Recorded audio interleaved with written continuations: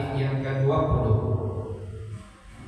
An Sayyidina Abi Dzar Al-Ghifari radhiyallahu ta'ala anhu wa ardhahu qala qala Rasulullah sallallahu alaihi wa alihi wa sahbihi wasallam la tahqiranna minal ma'rufi syai'a walau an talqa akhaka biwajhin talib. Dari Sayyidina Abu Dzar radhiyallahu ta'ala anhu.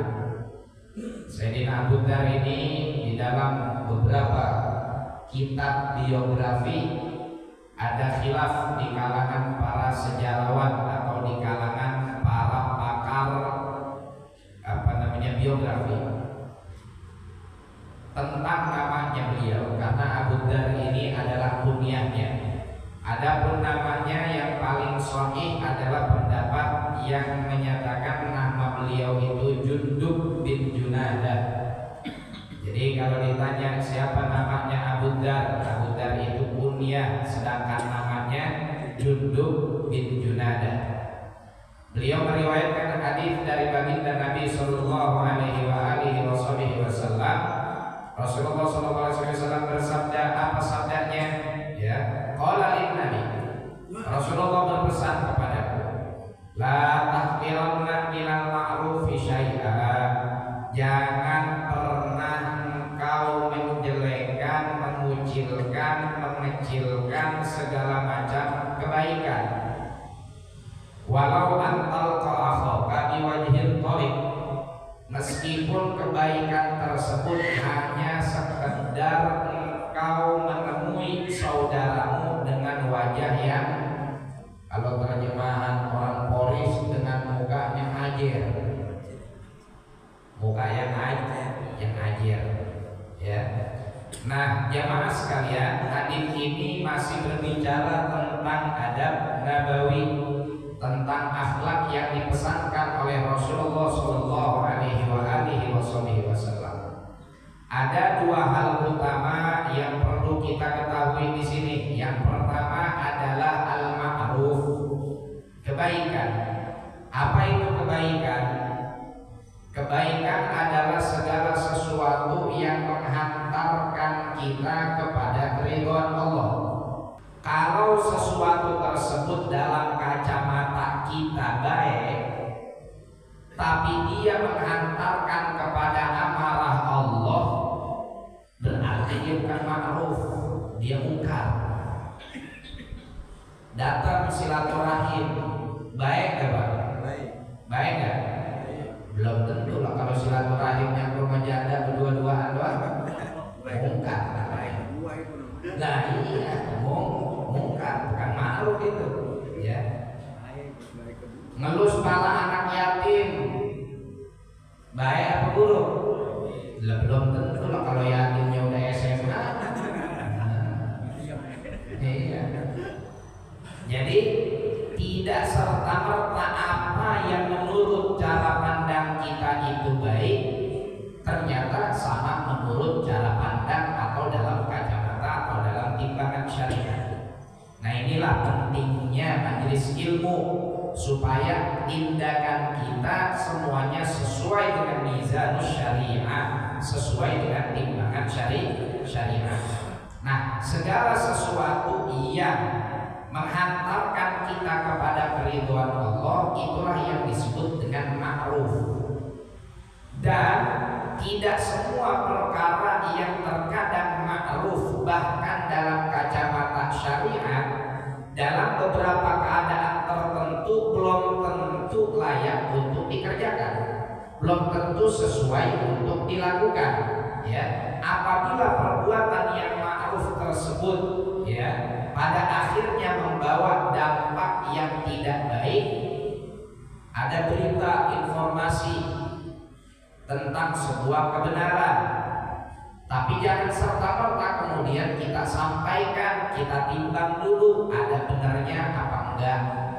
Sisi positifnya kalau kita sebarin ini berita lebih banyak, atau sisi negatifnya yang justru akan lebih banyak. Nah, kata baginda Nabi sallallahu alaihi wasallam, setiap kebaikan apapun itu, meskipun kecil, jangan dianggap enteng. Dan Rasulullah ngasih contoh apa? Contoh di antara suatu kebaikan yang terkadang dianggap enteng sama orang, yang terkadang dianggap receh sama orang, tapi ternyata itu adalah kebaikan. Jangan kemudian kita anggap itu sebagai perkara yang kecil. Contohnya apa? Ketemu orang masang muka ajer, itu kebaikan. Walaupun sebetulnya muka ajer nambahin isi kantong kita enggak. Kita ketemu sama orang, terus orang tersebut begitu ketemu sama kita dia senyum, ramah, nambah isi kantong enggak? Nambahin isi pendaringan enggak? Tergatur di cengir doang sih. Tapi jangan kemudian kita anggap itu perkara enteng. Jangan kita anggap apa yang dia lakukan adalah hal receh. Saya ketemu dengan nges dua, kagak ngasih apa-apa. Karena kita jadi manusia ini terlalu ribet ya. Kita terlalu sering suudzon sama orang. Kita ketemu orang tuh udah ajar banget kita, masih kita kata. Dasar kalau kita ketemu sama dia masang muka asap, kita kata juga. Kita salahin juga. Jadi orang udah semangat muka ditekuk mulu udah kayak rebutan baju. Ya serba salah. Ya, orang ketemu kita masang muka judes, kita ngambek. Ya, kita pikir di mukanya dia tekuk mulu. Ya, orang lewat kagak nyapa, kita gedek. Kata kita nih orang apa gedebong pisang. Giliran dia nyapa, masih kita salahin juga, nyapa doang mampir di sini rokok gitu, ya. Cengir doang ketemu orang masih dikasih kopi gitu, ya. Jadi jangan pernah kita menganggap kebaikan sebagai sesuatu yang receh meskipun itu sedikit. Kenapa? Sederhana. Kita nggak pernah tahu apa amalan yang kemudian menyebabkan keridhaan Allah Subhanahu wa Ta'ala kepada kita. Ya, kalau nggak salah di majelis minggu lalu kan kita sampaikan, diriwayatkan dari Sayyidina Imam Muhammad bin Idris Asy-Syafi'i tentang apa yang terjadi pada diri beliau. Sebetulnya yang ngimpiin ini adalah muridnya, santrinya kan, dimana selepas Sayyidina Imam Syafi'i mangkat, selepas beliau wafat, santrinya ngimpiin gurunya, ngimpiin Imam Syafi'i. Ya, kemudian di dalam mimpi tersebut si santri ini nanya, ya Imam, bagaimana keadaanmu di alam barzakh? Jawaban Sayyidina Imam Syafi'i, Masya Allah, Allah min riyadil jannah. Surga di antara taman-taman surga. Ya Imam, kalau boleh tahu amalan apa yang kau perbuat sehingga Allah meridhoimu dan menjadikan alam kuburmu taman di antara taman-taman surga? Kata Sayyidina Imam Syafi'i, waktu kita baru masuk ke alam barzakh, kita pikir yang bikin kita masuk surga adalah karya tulis kita yang bermanfaat buat umat. Saya punya kitab album berjilid-jilid, saya punya kitab Ar-Risalah yang menjadi cikal bakal satu fan ilmu tertentu, saya punya kitab hadis yang mendokumentasikan hadis Nabi. Tahu-taunya pas diperlihatkan kepada saya, amalan yang diterima oleh Allah Subhanahu wa Ta'ala bukan tinta, ya. Bukan berarti itu gak diterima, maksudnya yang jadi penyebab saya mendapatkan nikmat ini bukan tinta yang saya goreskan dan saya tuliskan di lembaran-lembaran kertas, tapi tinta yang diminum anak lalat. Waktu beliau lagi nulis kitab, ada lalat masuk ke gelas tintanya, minum. Kata lalat tolabika nih. Ya. Ama Imam Syafi'i jadi gebah tuh lalat, minum aja. Sampai itu lalat pergi sendiri. Baru beliau lanjutkan nulisnya. Dia biarkan lalat tersebut meminum dari tetesan tintanya. Itu yang kemudian diterima oleh Allah Subhanahu wa Ta'ala sekaligus menjadi penyebab mendapatkan kenikmatan di alam barzakh. Jadi setiap kebaikan sekecil apapun dari manapun datangnya, baik dari orang lain kepada kita atau dari kita untuk orang lain, jangan pernah kita anggap itu receh, jangan pernah kita anggap itu enteng. Bahkan Rasulullah Shallallahu Alaihi Wasallam pernah mengumpamakan atau pernah berpesan kepada kita, satu butir kurma bisa menjadi tirai untuk diri kita, perisai bagi diri kita dari siksa api neraka. Rasulullah SAW bilang apa? Ittaqun nara walau bisyiqqi tamrah. Ittaqun nara walau bisyiqqi tamrah. Bentengi dirimu dari siksa api neraka meskipun hanya sekedar sedekah sebutir kurma. Apalagi sedekah 5 bungkus lontong, ya. Apalagi sedekah 10 bakwan, apalagi sedekah 1 bakul nasi dan lain-lain sebagainya. Jadi setiap kebaikan jangan pernah kita anggap enteng. Dan orang lain yang berbuat baik kepada kita, apapun itu terima. Terlepas nanti kita suka atau enggak, kalau orangnya udah pergi baru kemudian kita silakan bertindak. Apa kita mau lanjutin kepemilikannya jadi milik kita, atau kita berikan lagi kepada orang lain.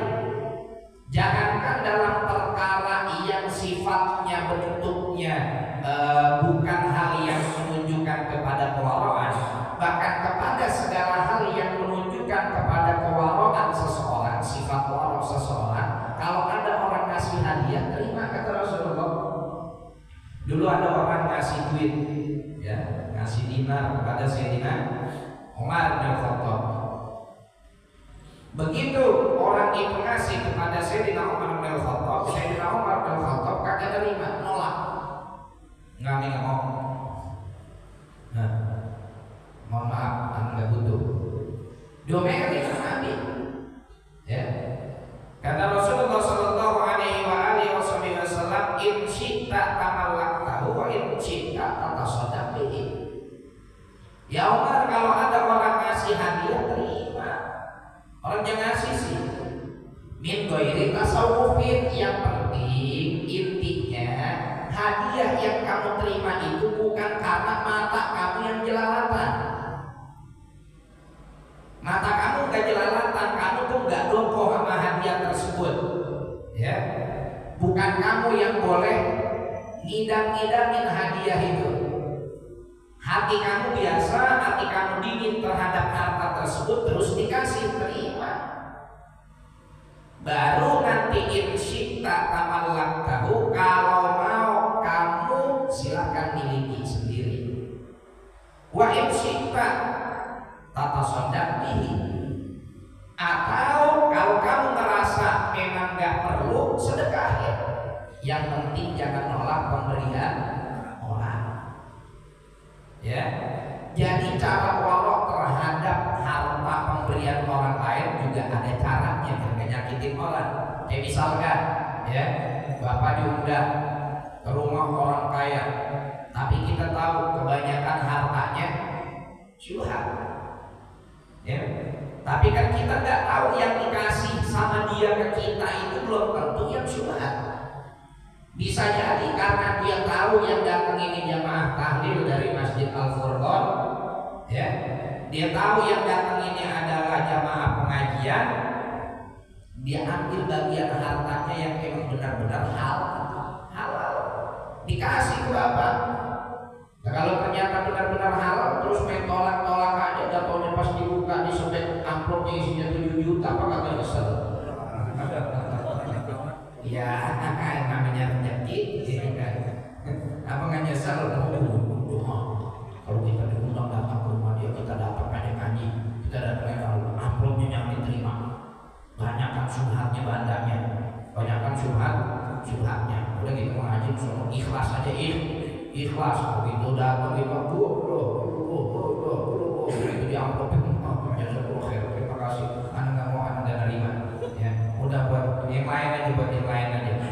Nggak tahunya itu duit bukan boleh hasil syubhat, bukan boleh hasil dari yang haram, memang sengaja dia pilihin yang paling awal dalam ngedapetinnya, karena dia tahu ini buat ngamplopin orang yang ngedoain orang tuanya kan, atau ngedoain keluarganya kan, buat ngehadiahin orang yang selama ini berjasa untuk dia.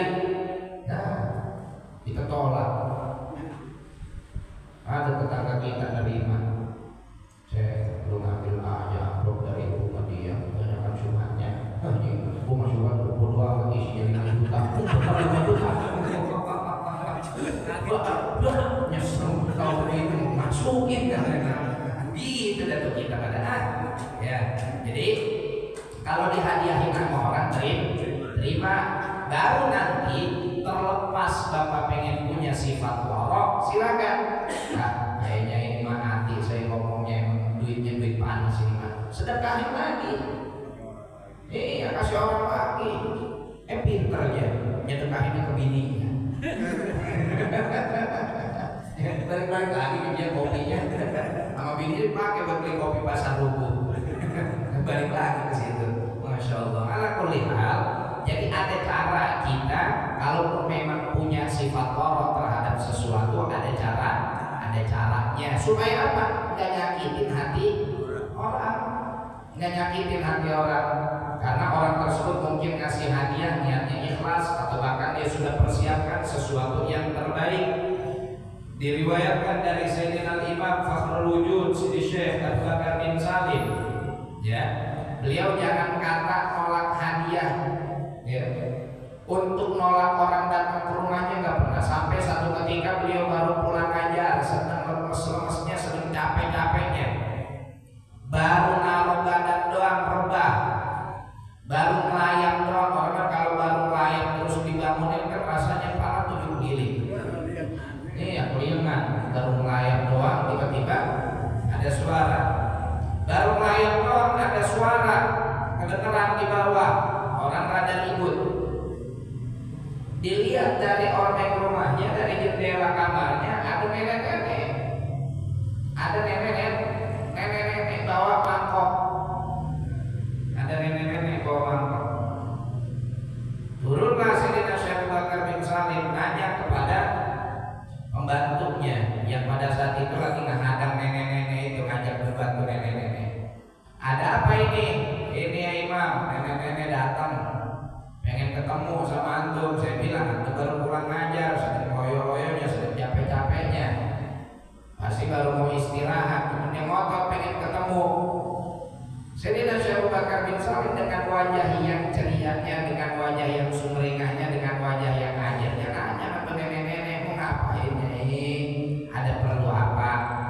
Ini Imam, ya Syekh, kita mau datang ke sini cuma pengen ngasih hasil kebun kurma kita, walaupun cuma sedikit.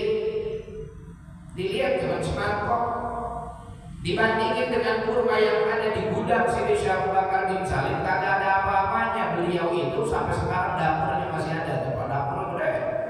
Sahabat hari kalau masak itu gak kurang dari 100 porsi buat orang makan di situ tiap siang itu gratis.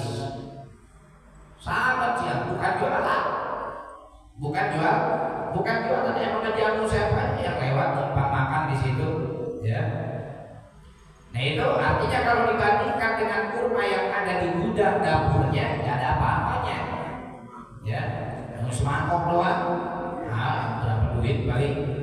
Tapi karena tuh perempuan datang ke rumahnya ikhlas, nggak mau nyakitin hati itu nenek-nenek yang ngasih, diterima sama beliau. Masya Allah, jazakallah khair, terima kasih banyak. Tunggu nih ya, disuruh pembantunya buat nyiapin hadiah balik buat si nenek-nenek tersebut, ya. Jadi gitu, kita dalam apabila ada orang berbuat baik kepada kita, makanya ada bahasa orang tua zaman dulu, jangan pernah nolak rezeki, jangan pernah nolak rezeki, gitu. La ilaha illallah, la tahqiranna minal ma'rufi syai'a. Jangan pernah mengecilkan sedikit apapun kebaikan tersebut. Sebagaimana kebalikannya juga, kita jangan pernah menganggap kecil, menganggap enteng keburukan. Ada satu keburukan kecil, jangan kita anggap enteng. Apa sih keburukan itu? Segala sesuatu yang menyebabkan amarah Allah Subhanahu wa ta'ala. Segala sesuatu yang menyebabkan amarah Allah itu keburukan. Sekecil apapun jangan kita anggap enteng. Ini maksiat receh, udah tenang aja, kerjain aja. Nah ini maksiat enteng, lagi nggak ada yang melihat, udah kerjain aja.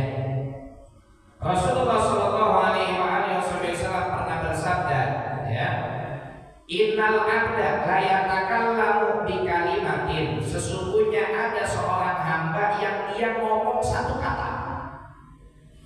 Ya, dia ngomong satu kata. La yara biha ba'sa. Dia anggap ucapan satu kata tersebut kagak ada masalah. Enggak ada masalah. Enggak ada masalah. Ya. Yahwi biha sab'ina kharifan finnar. Dia mengucapin satu kata, terus kemudian dia anggap kata-kata itu gak berdampak apa-apa, tapi ternyata gara-gara kata-kata tersebut dia nyungsep ke dalam neraka 7 kali musim gugur kagak berhenti-berhenti.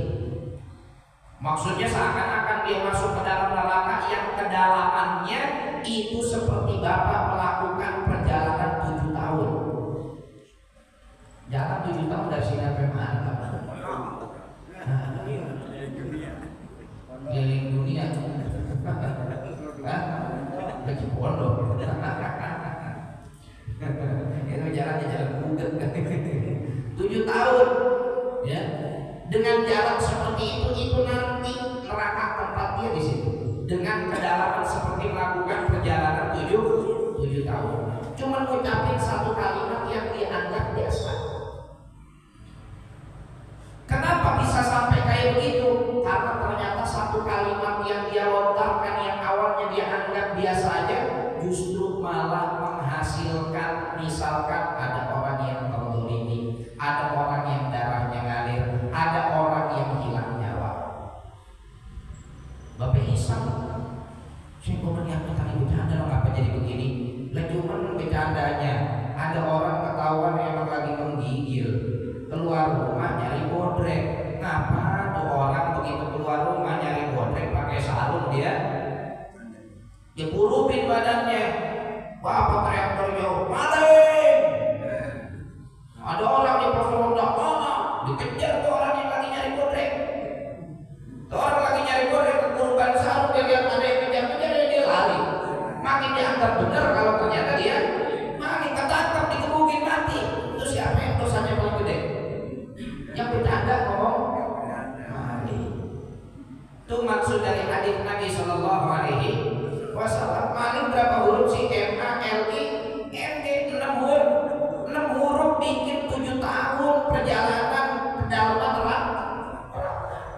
Naudzubillah min dzalik. Makanya jangan sembarangan ngomong.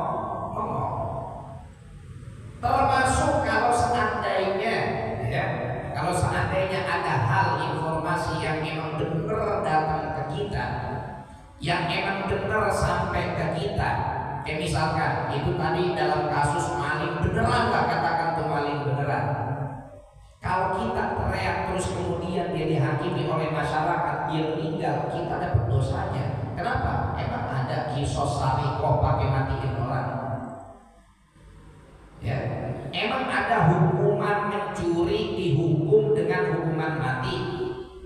Dalam fikih nggak ada. Bahkan kalaupun kita ingin menerapkan hukum seperti yang ada di dalam fikih, apa yang kita sebut dengan hukum qisas, itu yang berwenang adalah pihak yang berwajib. Sementara ketika kita mengucapkan satu kalimat yang di situ ada informasi, kemudian memunculkan emosi warga, walaupun informasi kita valid 100% kebenarannya, tapi kemudian yang kita sampaikan bikin emosi warga tidak terbendung, kemudian tuh orang mati, walaupun kita kagak ikut ngumpulin, kita dapat dosanya, masuk ke dalam neraka dengan kedalaman 7 tahun perjalanan. Ya, makanya kata Rasulullah SAW, kan satar musliman satarahullahu yaumal qiyamah. Orang yang tutupin aib muslim, Allah akan tutupin aibnya hari kiamat. Kalau begitu, kalau kata begitu dia kagak kapok. Terus Anda berpendapat ingin bikin orang kapok dengan cara Anda sendiri merugikan diri sendiri, itu laporkan ke yang berwajib, laporkan ke yang berwenang. Nanti yang berwenang yang menindak, gak usah kita yang menghakimi sendiri, ya. Supaya tangan kita bebas dari tuntutan di hari kiamat atas hak orang lain. Biar karena dia udah nyolong, dia akan disidang dengan nyolongnya dia.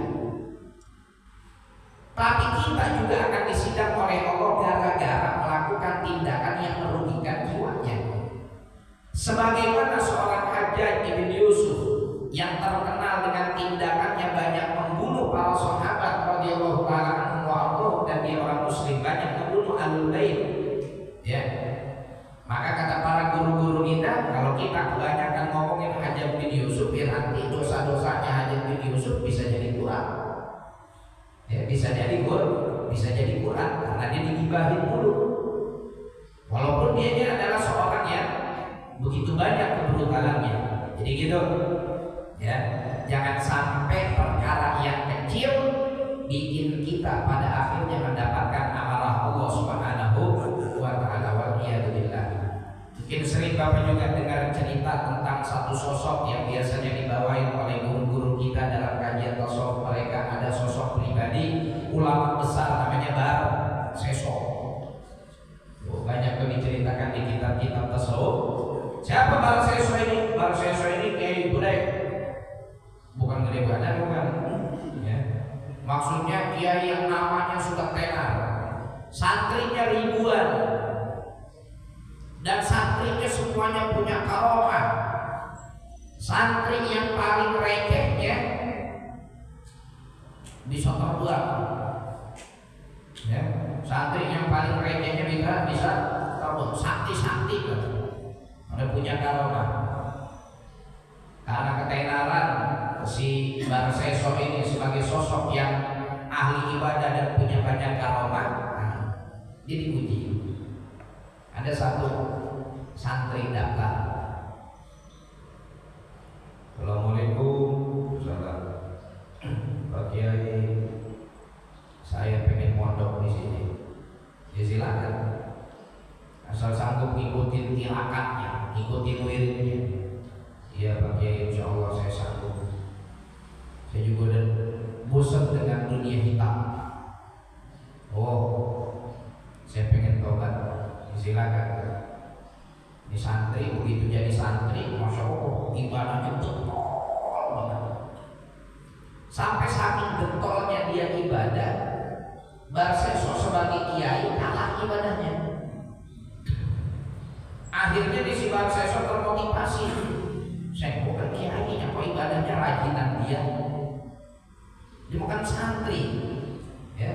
Masa ibadahnya rajinan santri daripada kiainya. Diperhatiin sama Bar Seso saban malam. Hebat santri kita ini, masih baru aja ibadahnya betul benar. Sampai satu hari didatengin itu santri, ya, sama si Bar Seso. Santri, ya Pak Kiai, anda mau nanya mente, betul amat saya ibadah, salut karena pengen anak ibadah betul, rajin, khusyuk kayak perhatian ente dari jauh, masya Allah, romannya mantap benar ibadahnya. Saya enggak ada apa-apanya Pak Kiai dibandingkan karomahan Pak Kiai. Enggak, ini mas serius anaknya. Anak pengen punya sifat ibadah kayak sifat ibadah yang baik. Apa sih resepnya? Si santri ini ngomong, resepnya sebetulnya sederhana Pak Kiai. Saya ini kan dulu pendosa, maka setiap kali saya ibadah, saya tanam di hati saya ini pendosa, saya ini banyak kemaksiatan, maka harus segera ibadah yang terus menerus saya lakukan dengan adab, dengan khusyuk dan lain-lain sebagainya supaya dosa saya dihapuskan. Karena dosa yang mewariskan rasa gelisah, dosa yang mewariskan penyesalan, itu lebih baik daripada ketaatan yang mewariskan kesombongan. Gurunya mikir dia juga ya. Tapi kalau kita perlu berbuat dosa dulu. Akhirnya nanya ini, sila saya suruh. Berarti kalau gitu, kalau kita pengen ibadah sekhusyuk ente, lo kan saya harus berbuat dosa dulu. Nah, muridnya ketemu pintu buat ngegodain Mbah Seso. Oh iya Pak Kiai, kalau Pak Kiai pernah berbuat dosa, apa yang mau direnungi? Orang gak pernah buat maksiat, kalau kayak saya kan pernah maksiat, itu yang jadi bahan renungan saya. Kalau Pak Kiai gak pernah maksiat, ya apa yang mau direnungi, apa yang mau ditobatin, gak pernah ada maksiatnya. Dia pikir dia juga ya. Iya gak Pak? Iya gak? Lu Mbah Seso semua ini. Ternyata santri ini adalah iblis yang menjelma menjadi santri. Kata nih iblis, kata nih santri ngomong, Pak Kiai, kalau emang Pak Kiai pengen ibadah kayak saya, udah maksiat aja dulu, gak usah yang gede-gede lah, yang kecil aja, yang penting ada bahan buat renungan. Setan mengijik, ya. Udah. Emang ada maksiat yang kecil? Ya ada, kalau mau dicari kan. Pikir-pikir Mbah Seso. Coba dah kita kerjain, yang penting saya bisa dapat rasa ibadah kayak dia nih. Kita resap aja kayaknya kalau melihat dia ibadah. Coba anterin saya yang sebagai pakar maksiat sebelumnya, tunjukin saya di mana maksiat yang bisa bikin saya merenung. Udah ikut saya Pak Kiai, diajak ke dadap. Itu nyampe di dadap, diajak ke diskotik. Udah gak ada ya? Udah pindah nama.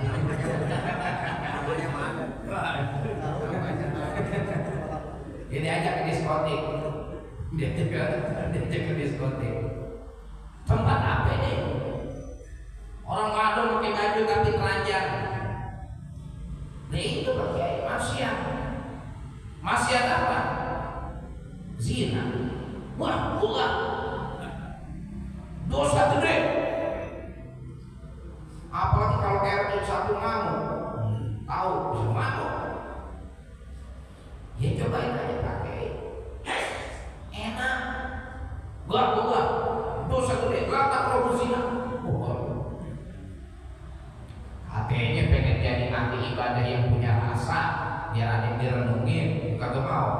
Yang lain. Itu mah kegedean, gak sanggup kita. Ya udah dah. Tuh Pak Kiai, ada bocah kecil. Ngapain? Bunuh. Daripada dia gede jadi emaknya, jadi kayak emaknya jadi jadlai. Jadlai itu ceritanya tuh.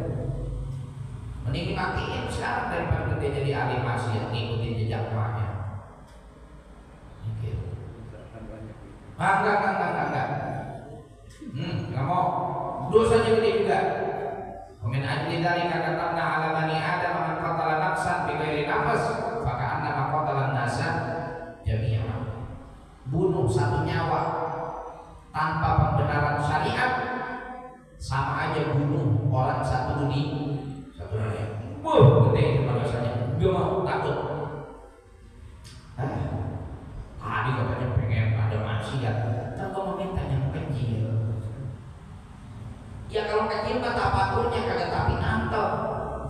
Dosanya kecil, sama puasa Senin Kamis juga gugur. Bisa banget setan. Cari yang lain dah. Kita pakai duduk sini duduk kursi. Pak, minuman. Mau minum apa? Mau vodka? Apa mau whisky? Apa mau bir peletok? Bir peletok mahal. Apa itu minuman apa itu? Nah, kita mah kagak tahu, kita mah taunya es bubut. Kita mah taunya es Olson. Ini Pak Kiai mabuk dulu. Hah? Mabuk? Enggak, dosa gede juga. Enggak usah banyak-banyak. Kan kalau membunuh mah satu nyawa, berzina satu perempuan, mabuk mah enggak kudu satu botol, setetes juga udah haram, udah jadi maksiat. Ini juga ya. Ini entengan bawahnya ini, ya tapi jangan Botol nggak mau kita kebanyakan, dosanya gedean. Sloki. Iya dah, boleh dah. Kasih sloki, setan usir. Udah mau vodka dicampur ke tubuh. Makin meriang papanya. Diminum tuh Mbak Seso, muang, ngelihat wadah telanjang nafsu. Jadi zina. Baru memulai zina, lagi enak-enaknya dengar bayi tadi nangis, emosi, diambil pisau, dibunuh. Akhirnya tiga-tiganya dosa dia kerjain. Di bawah pengaruh alkohol naik syahwatnya, kemudian dia berzina. Di bawah pengaruh alkohol dia sedang menikmati syahwatnya dengan sesuatu yang bikin dia kesal, tangisan bayi, dia bunuh. Alih-alih dia melakukan kemaksiatan dikit, kecil, sampai akhirnya dia melakukan semua kemaksiatan dan dosa besar tersebut. Sampai akhirnya itu Mbak Seso mati dalam keadaan suhul khatimah, naudzubillah min dzalik. Jadi sebagaimana kita dilarang untuk menganggap enteng kebaikan sekecil apapun, karena itu bisa berpengaruh terhadap keridhaan Allah, maka jangan pula kita menganggap enteng kejahatan sekecil apapun